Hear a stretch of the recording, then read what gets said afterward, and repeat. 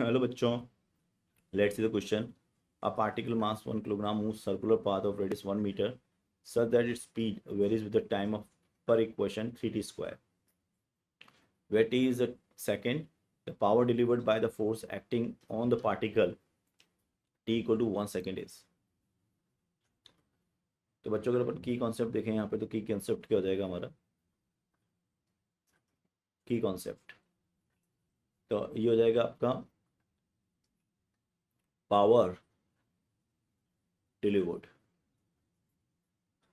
Power delivered by the force,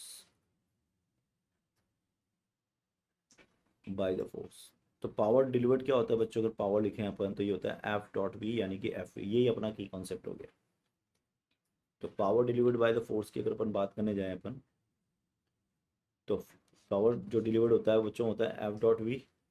अब क्योंकि we जो है स्ट्रेट लाइन मोशन है, तो एफ और वी एक ही डायरेक्शन में होंगे. तो हमें वी दिया हुआ है, यहाँ से वी कितना दिया हुआ है? 3t square. तो मैं d v by d t निकाल सकता हूँ यहाँ से. कितना हो जाएगा? 60. तो एक्सेलरेशन हो गया आपका बच्चों यहाँ से 6 into t equal to 1, that is equal to 6. और वेलोसिटी कितनी हो जाएगी इसी टाइम पर? टी इक्वल टू 1 पर 3.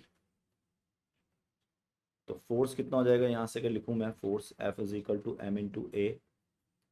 तो अगर फोर्स की बात करें तो फोर्स हो गया एम इंटू ए. एम कितना है इसका? 1, तो ये 6 ही हो गया, 6 न्यूटन. और वेलोसिटी आपकी 3 है. तो अगर अपन देखें यहाँ से तो अपन आराम से बता सकते हैं आप कि जो पावर हो जाएगी वो एफ डॉट वी हो जाएगी, यानी कि 6 इंटू 3 18 वॉट.